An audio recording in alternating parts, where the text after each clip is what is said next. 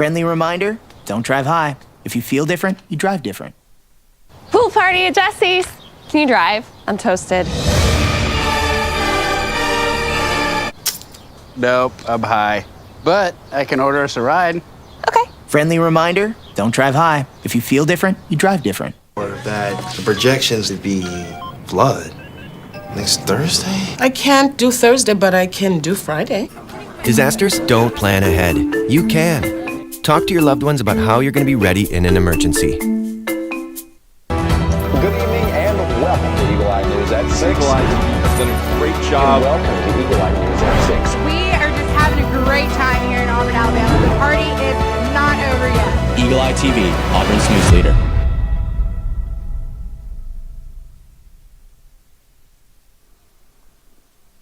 Good evening and welcome to Eagle Eye News at 6. I'm Brady Honeycutt. And I'm Morgan Sims. Thank you for joining us. Tonight's top story follows the East Alabama Food Bank and the opening of a new community market for the Auburn-Opelika area. Eagle Eye's Lucas Hazelrig has the story. A new community market is on the way to the Auburn-Opelika area, courtesy of the Food Bank of East Alabama. My name is Lucas Hazelrig, and I'm here to tell you more about it. This new market will be placed at 1600 First Avenue in Opelika, Alabama. I got the chance to speak with the Food Bank of East Alabama's own Martha Hank to hear a little bit more about their plans for this project. So we're very excited after many months of planning. We are actually getting close to groundbreaking. So ground has been, as I said, we purchased the land in Opelika. The land has been cleared, trees have been cut down, and on Monday, the 24th of this month, we'll actually be having our groundbreaking, so that will get this thing started out. Now, the estimate is that it will be 9 to 12 months of actually building, but it's conceivable that by this time next year we'll be in the new building, and that will be up and running. So, very, very exciting time. Roughly 1 out of every 6 Alabama residents are food insecure, and according to Feeding America, in 2023, the food insecurity rate in Lee County was 13.4%, and in 2024, that number grew to 15.6%. Because of this, now is the obvious time for a new community market, as the current location sits at just under 5,000 square feet, compared to the new building, which will be at around 15,000 square feet. With that much space comes the need for even more volunteer help. Coordinator for the Food Bank of East Alabama, Cindy Duff, spoke about the importance and impact of volunteering at your local community market. We rely heavily on volunteers. We have 60 volunteers that will come in Monday through Saturday to fill different positions at the market. They could be sitting at the front desk, making appointments, interviewing our shoppers. They are taking positions at the front, checking out shoppers. So we heavily rely on the volunteers. Without them, we would not be able to function the way we do. I was amazed by the commitment and passion for giving back to the community that all of these contributors shared. Here's Miss Elsie Lott of the Food Bank of East Alabama, as she was gracious enough to tell me a little bit about her story. I started here with the Food Bank at the Community Market 2003, and so we're here until 2019 before I suffered from 2 strokes, and it took me out for a little while, and I had to retire, and that was during the time that we had COVID, and so I was out for a couple of years, and because this is a love that I have for Community Market, love for the people, and so they allowed me to come back and to work part-time, and that's why I'm here, because you got to be compassionate and you got to have a love for the people, and that's what I have here. And feeding the people and having a rapport with them and just being compassionate, and that's why we're here. That's what community market is all about, meeting the needs of the people in our community. For Eagle Eye TV, I'm Lucas Hazelrig. Thanks, Lucas. This past Wednesday, March 19th, was the distribution of the newest Auburn Plainsman issue. Students could grab one from the various racks on campus or on the Haley Concourse at 10 a.m. This issue is the sports edition, which was inspired by the Auburn men's basketball team's 8-week run at number 1. The Plainsman team highlighted both these historic accomplishments of Auburn's beloved basketball team, as well as recognized lesser-known sports such as golf and equestrian. This issue serves to show the Auburn family and beyond how much of an everything school we really are.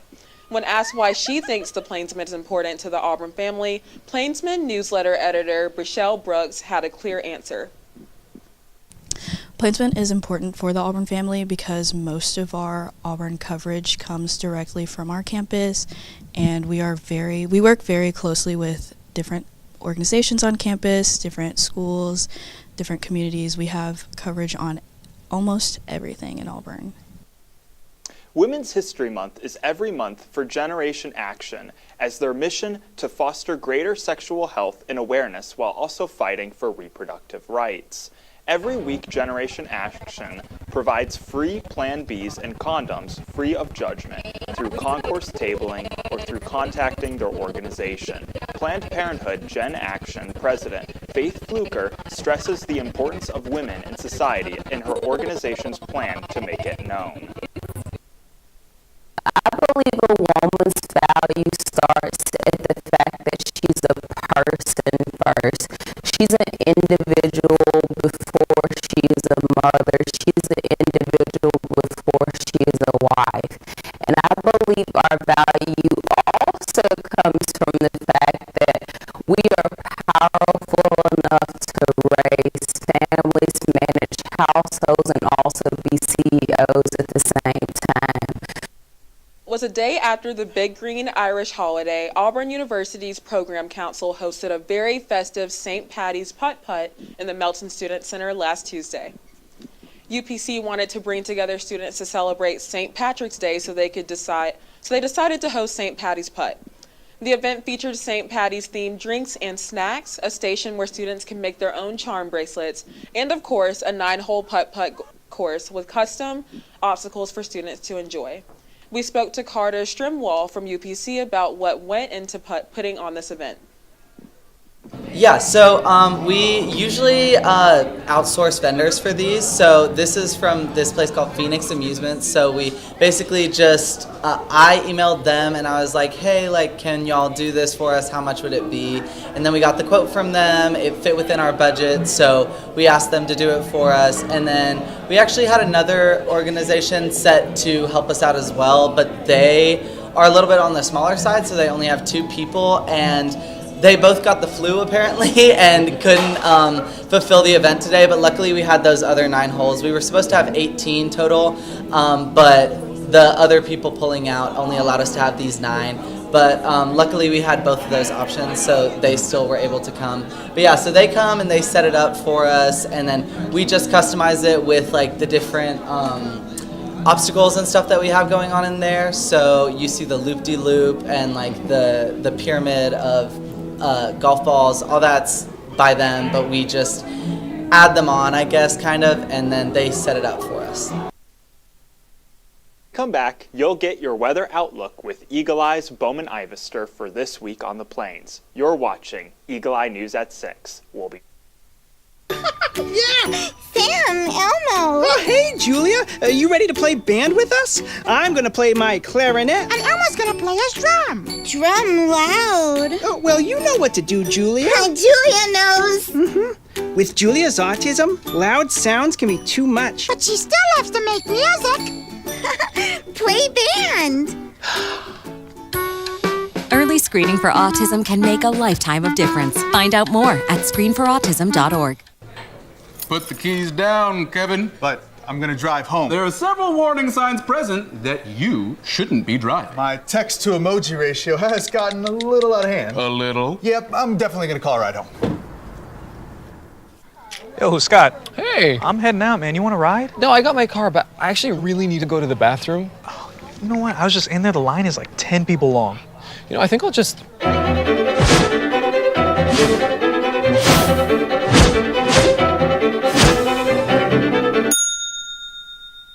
Dude, are you okay? You wouldn't believe what I was just thinking. I am definitely buzzed.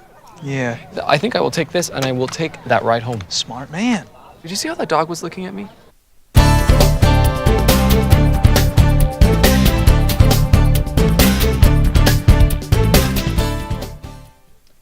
Welcome back to Eagle Eye News at 6. I'm Bowman Ivester. Let's get into our weather outlook for this week on the plains.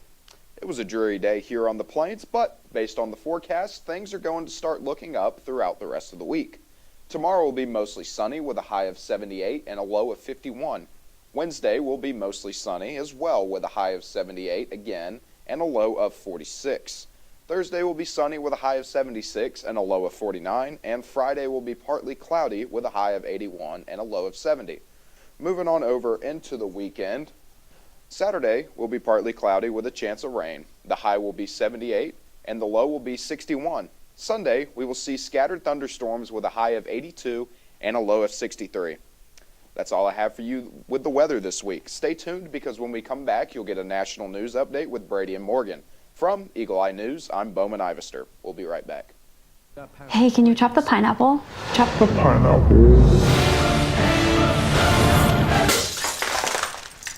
Nope. I'm high. How about I wash off the grapes? Yes. Okay. You're already making good decisions when you're high. I want tacos. Will you drive? I'm a little toasty.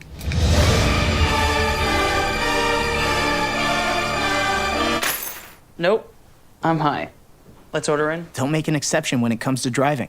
If you feel different, you drive different. See on page 4 that the projections need to be tornado next Thursday. Seriously? Thursday? Can't do that. This is really inconvenient. I have yoga that day. I have no time for this. So. I can't do Thursday, but I can do Friday. Disasters don't plan ahead. You can. Talk to your loved ones about how you're going to be ready in an emergency. Don't wait. Communicate.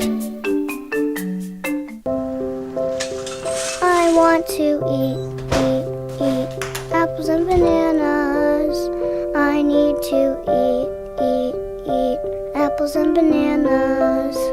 Why can't I eat apples and bananas? Support the Feeding America nationwide network of food banks to help provide meals to those in need. Join us at feedingamerica.org.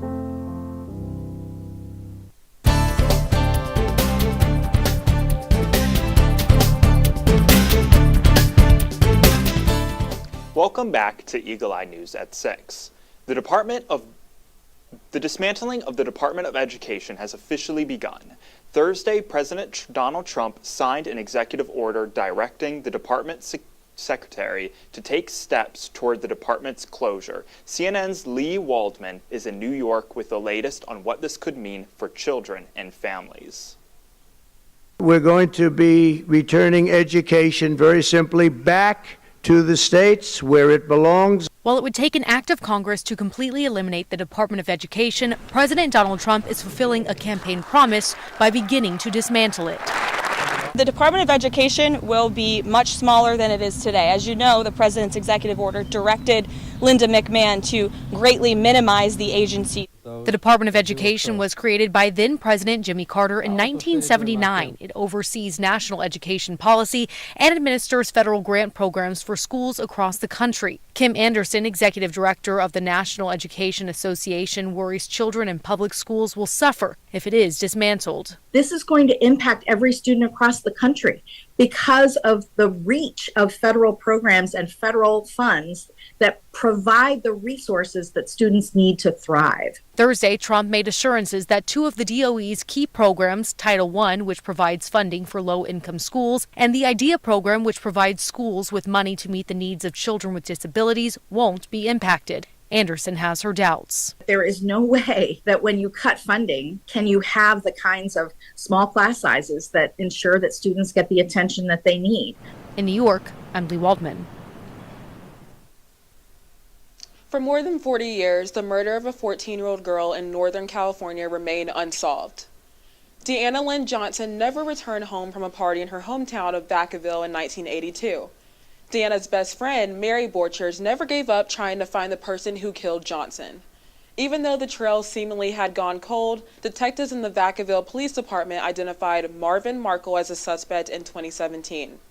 When he was arrested, he was serving a life sentence for the murder of a woman in Boots County, about 100 miles north of Vacaville. Several weeks ago, Markle went on trial for Johnson's murder. And last Thursday, a jury found him guilty of killing her. Borchers said she feels relief knowing her best friend's killer was finally convicted. I still don't think that it's hit me, that this really happened after 42 years. How did we get here? Why did it take so long? Don't ever give up hope. 42 years later, here we are. We have justice.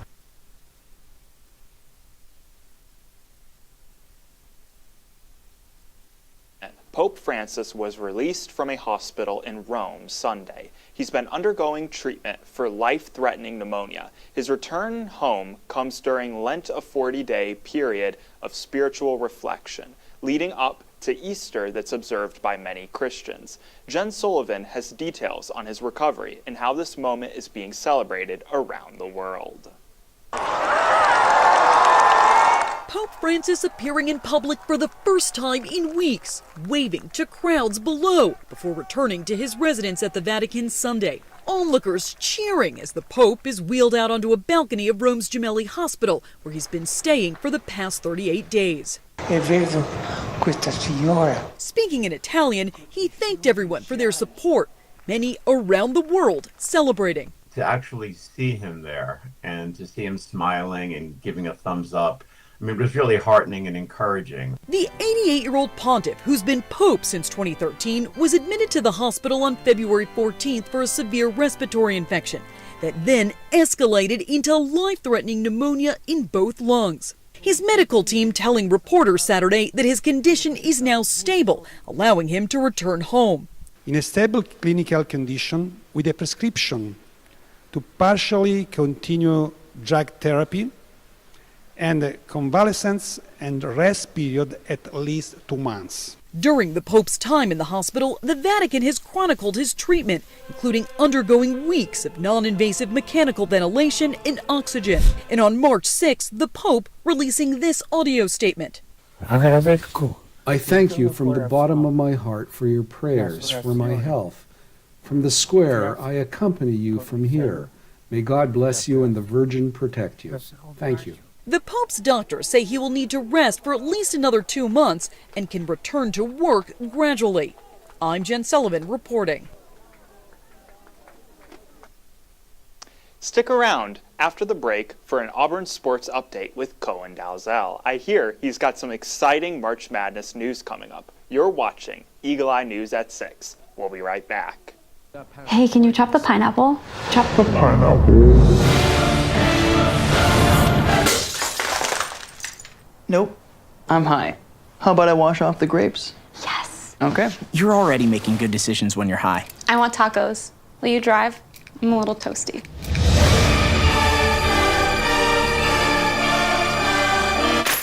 Nope. I'm high. Let's order in. Don't make an exception when it comes to driving. If you feel different, you drive different. See on page 4 that the projections need to be tornado next Thursday? Seriously? Thursday? Can't do that. This is really inconvenient. I have yoga that day. I have no time for this. So. I can't do Thursday, but I can do Friday. Disasters don't plan ahead. You can. Talk to your loved ones about how you're going to be ready in an emergency. Don't wait. Communicate. I want to eat apples and bananas. I need to eat apples and bananas. Why can't I eat apples and bananas? Support the Feeding America nationwide network of food banks to help provide meals to those in need. Join us at feedingamerica.org.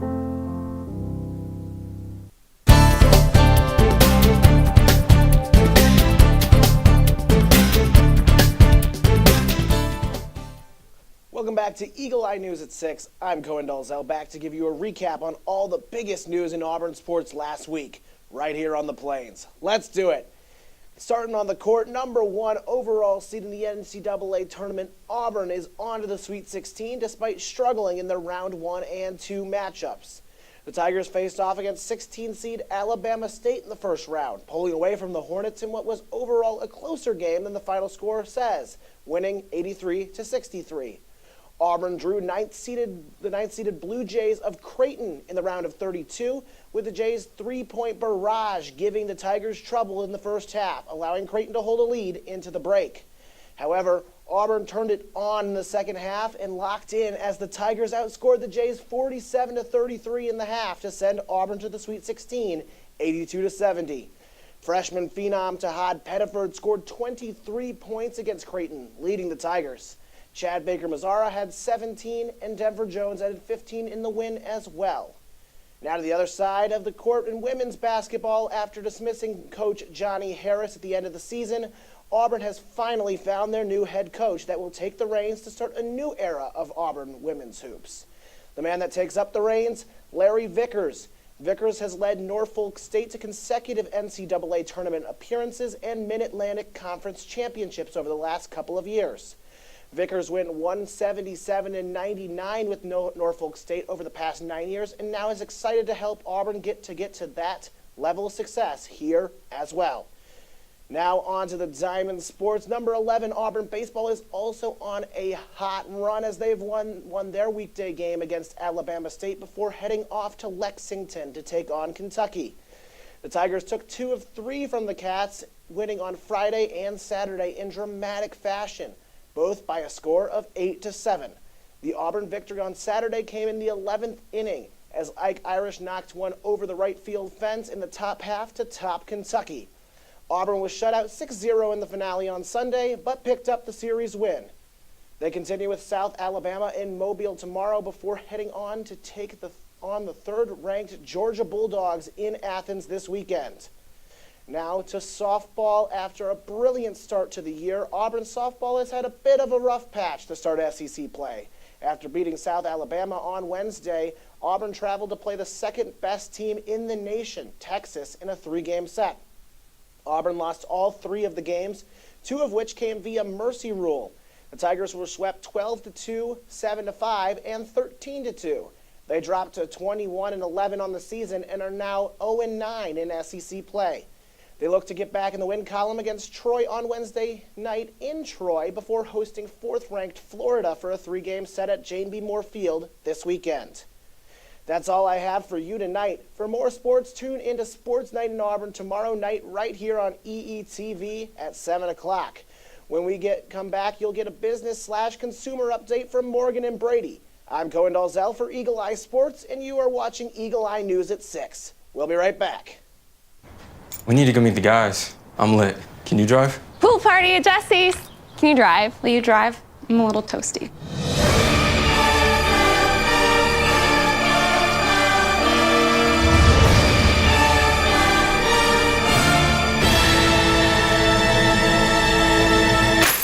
Nope. Nope. Nope, I'm high. But I can order us a ride. Friendly reminder, don't drive high. If you feel different, you drive different. Pool party at Jesse's. Can you drive? I'm toasted. Nope, I'm high. But I can order us a ride. Friendly reminder, don't drive high. If you feel different, you drive different. Or that the projections would be flood next Thursday? I can't do Thursday, but I can do Friday. Disasters don't plan ahead. You can. Talk to your loved ones about how you're going to be ready in an emergency.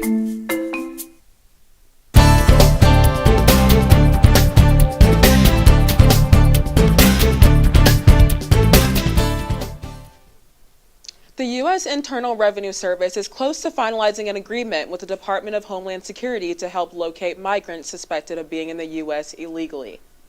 According to a person familiar with the matter, the agreement would require Immigration and Customs Enforcement to submit names and addresses of people it suspects of living in the country illegally to the IRS. The tax agency, in turn, would then cross-reference and confirm the information. Laws already prohibit improper disclosure of taxpayer information, and it would amount to a major shift by the agency. 2 immigrant rights groups in Chicago sued the Treasury Department and IRS earlier this month. The groups asked the judge to block the agency from sharing taxpayers' identifying information with ICE or DHS, as Trump pushes for more deportations. As President Donald Trump seeks to dismantle the Department of Education, Friday, he tasked the Small Business Administration to take action regarding student loans. Sherelle Hubbard has more. Just a day after President Trump signed an executive order beginning the process of dismantling the Department of Education, we're going to be returning education very simply back to the states where it belongs. The president made another big announcement. I've decided that the SBA, the Small Business administration headed by Kelly Loeffler, is a terrific person, will handle all of the student loan portfolio. We have a portfolio that's very large, lots of loans. Questions remain about how those student loans will be managed.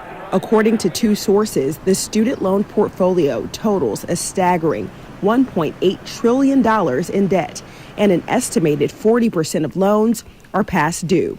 And the Small Business Administration announcing it is slashing staff.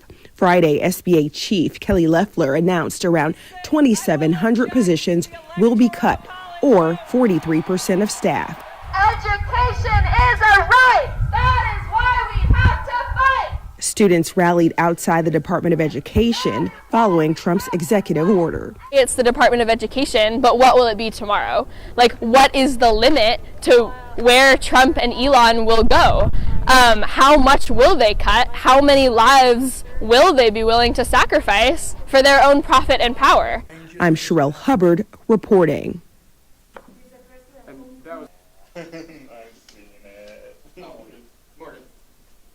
The dog days of summer may be a few months off, but workers at the Cedar Rapids Iowa Water Administration got a sneak peek. Meet Chandy. She spent Thursday with the Law Dog for a Day program. That's where police officers bring an adoptable dog from the shelter to a city building. This time, Sergeant Chris Collins was the lucky handler. He says it's great for the dogs to get a break from the shelter, and it's good for people to see them in a more natural environment. That's because the stress of a shelter can cause dogs to bark or withdraw. Chandy has been ready for adoption since October and is the shelter's longest resident. Hopefully, that will change very soon. All 6 of the program's previous dogs have been adopted. If you thought that was good, the program seeks to add cats soon.